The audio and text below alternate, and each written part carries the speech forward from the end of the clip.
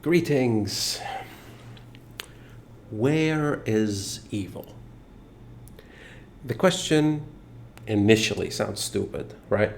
What do you mean where, right? Is it like a thing I can interact with? However, I find the wording relevant.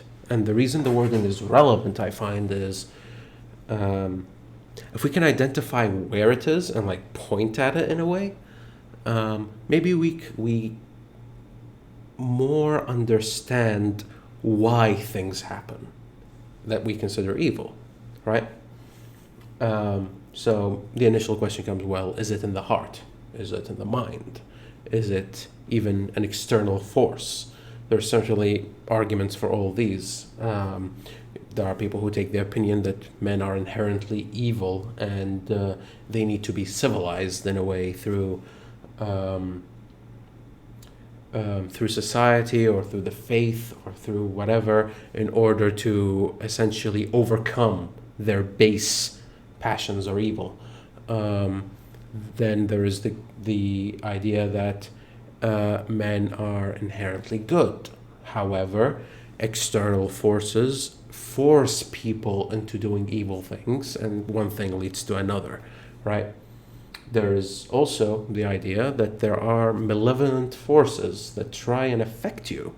For example, the concept of the devil or the adversary or Satan or whatever, in so many religions and mythos that essentially tell you that people go to this direction or that direction. I see that as a big motif in fiction, where essentially external forces kind of like play around good men and try to convert them and things of the sort, and pick on their weaknesses and exaggerate them, etc., etc.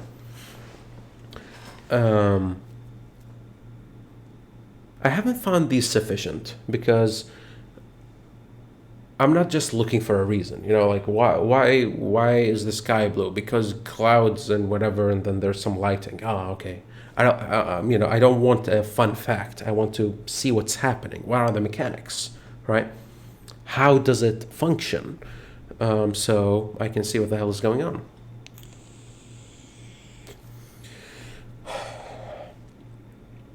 There's a lot to unpack here. So I'm going to start at the conclusion and hopefully work my way back to how I reached there.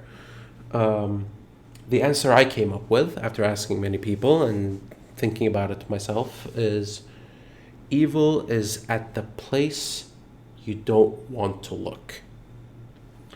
Why do I say this? And what do I mean by it?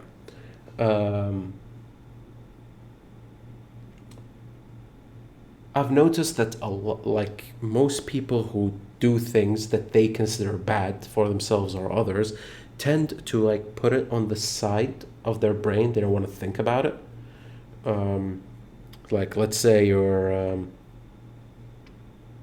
you are avoiding your friend. He said something you didn't like, or maybe you guys had a rough day, just a rough night. It happens to friends. Like, he says something, it escalates, etc., etc. And in a way, you felt very slighted, but you don't want to confront them. So you put it on the side and let that resentment brew, right? Even though they wronged you. And that friend may not even know that they've wronged you, but you simply are like, okay, I don't want to confront him. I don't want to do the difficult thing and tell him how I feel and about what he did. So instead, I'm simply going to bottle it down and not think about it and just put it on the side. And here's where it gets interesting, right? There's a festering nature that is kind of required. And for things to fester, you can't look at it, right? I remember like there was like a video I was watching and it was like about some priest or something. Somebody was telling the story of a priest, and the priest went to like an African war zone essentially, and he was like evangelizing there, right, trying to help the people out and all that. And one person was considered very holy, and essentially like the head priest there, and this priest was looking at this guy, and he was very well liked in the community, and one of the warlords didn't like it, right? So when everybody, like he said, go kill him, right? So his goons come in, guns pointed, and try to kill him, and they can't, and they don't, right? So he comes over, he's like, why aren't you killing him? He's like, we don't want to kill him, he's a holy man, we don't want to touch him, right? And showing that these goons have some moral standard that they can't break. So I was like, oh yeah, and then he starts chopping him up, the warlord, right? And then just fucking moves on with his day. And to the priest, he's like, at that time I saw evil, because despite the fact that everybody recognized that this person does no harm and his only crime is being well liked in the community, he got chopped up for no reason, right? And like with a tremendous indignity. And well, that is evil. And I'm like, that warlord, what's going on in his brain? Why can't he feel the common morality that man feels towards, let's say, people of great repute, people who are just good and wonderful? And well, what if he's not looking? What if he specifically chooses to ignore that side and chooses to highlight another aspect of himself?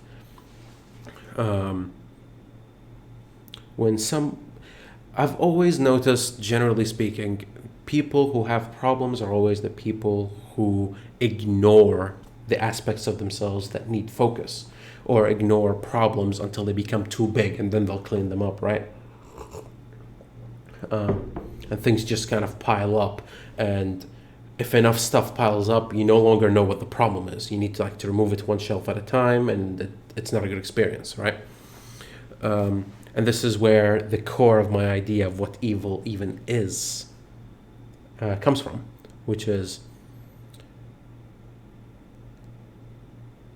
generally speaking, life is generally an exchange of suffering, I feel. That's like the primary unit. Doesn't mean there aren't any other emotions, but generally speaking, the transaction you have with the environment around you is, am I willing to suffer to gain something from you, or should I reduce suffering despite you?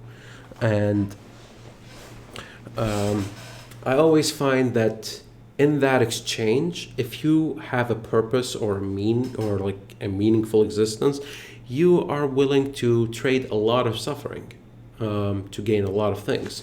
But if at any point during this process suffering comes and you choose not to confront it, but rather sidetrack it, let's say apply the band-aid and forget about it type of thing, walk it off, as the guys do whenever they experience like an injury or a soreness, and like, who cares, I'm not going to the doctor. I'd rather not go through the trouble, wait until enough time passes and that problem that could have been fixed with like cream is now a muscle tear and you need surgery, right? It's that, just on a more theoretical scale. And it generally comes from, I wouldn't even call it a deliberate choice, because the psyche is clever in trying to avoid suffering or minimize it. So I know my psyche is, if I go through a very stressful event, I shelf it until such a time as I can process it. Just put them all over here until the stressor is done with, and then maybe I'll feel about it, right? And maybe I don't, maybe I forget, etc., and then it catches up to me later. I'm like, why am I miserable? Why am I angry right now? And then I have to go through it. I find that people have similar experiences as well, where they feel slighted, or they feel angry, or they feel, more specifically, I find dignity to be a big factor, where they feel like their dignity is hit. And there's a feeling of shame for not managing to actually go to it, can let things fester quite a bit and lead people down rabbit holes they never could expect. There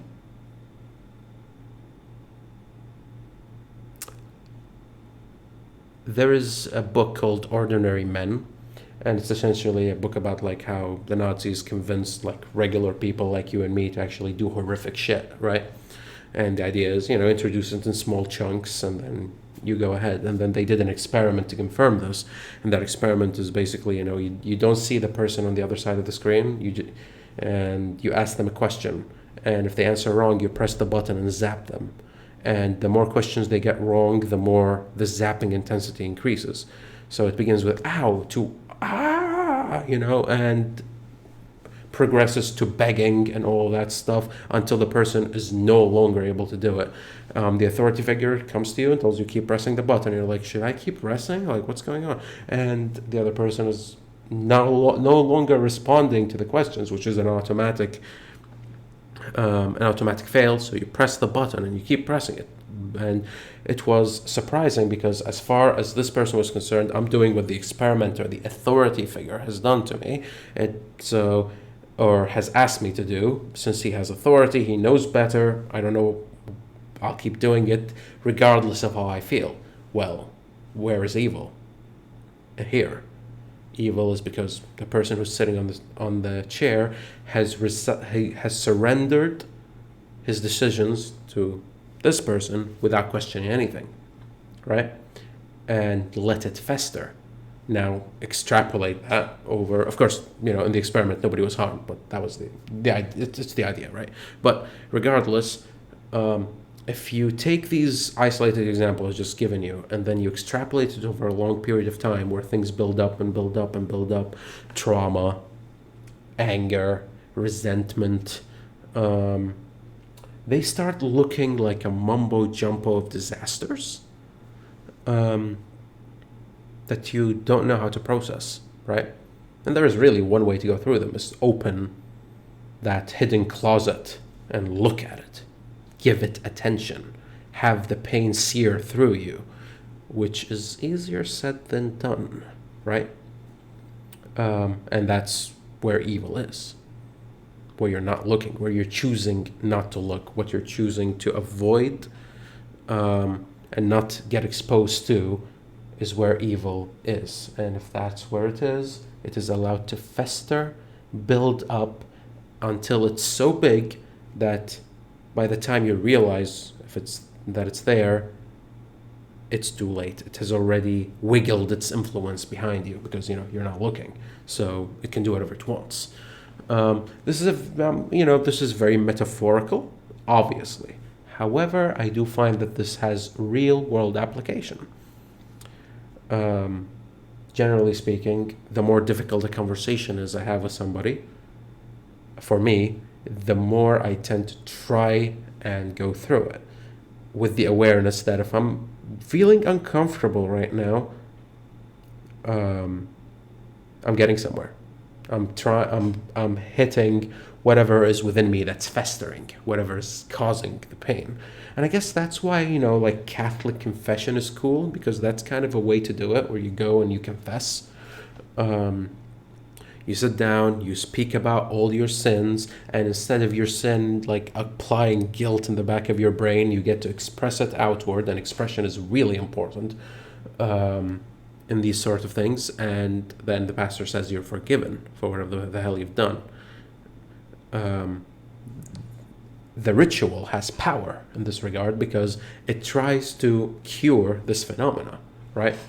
And tying it back to, what my generation is going through and the future generations that are after me. I'm about 27, almost, and going down, and I see, generally speaking, we're the most depressed generation, right? Like going down, in these years, technology has never been better, convenience has never been better, but we are the most depressed generation, and I wonder where that is. And it's highly likely, I feel, that we are exposed to so much information where our trauma, our evil, piles up faster than we can confront it. And with enough of it piling up, it becomes this massive amalgamation, this leviathan of sorts that you are unable to actually grasp at, and that's when everything starts crumbling. And there's really one way to actually handle it, which is you give it attention. You look and truly look. Don't find fancy answers, and that's where I began, right? I'm not interested in knowing why the sky is blue. I don't want a superficial answer. I want the deepest answer possible, because in this particular example, the blue sky is extremely relevant to whether I'm going to survive the next 10 years. Because I don't know what's going to happen in 10 years, and I fear the units that are going to impose itself upon people and their psyche without them realizing it. Because in the end, generally speaking, the only way that evil wins is if it is not seen as such and put on the side to do whatever the hell it wants. Yep, that's all I got.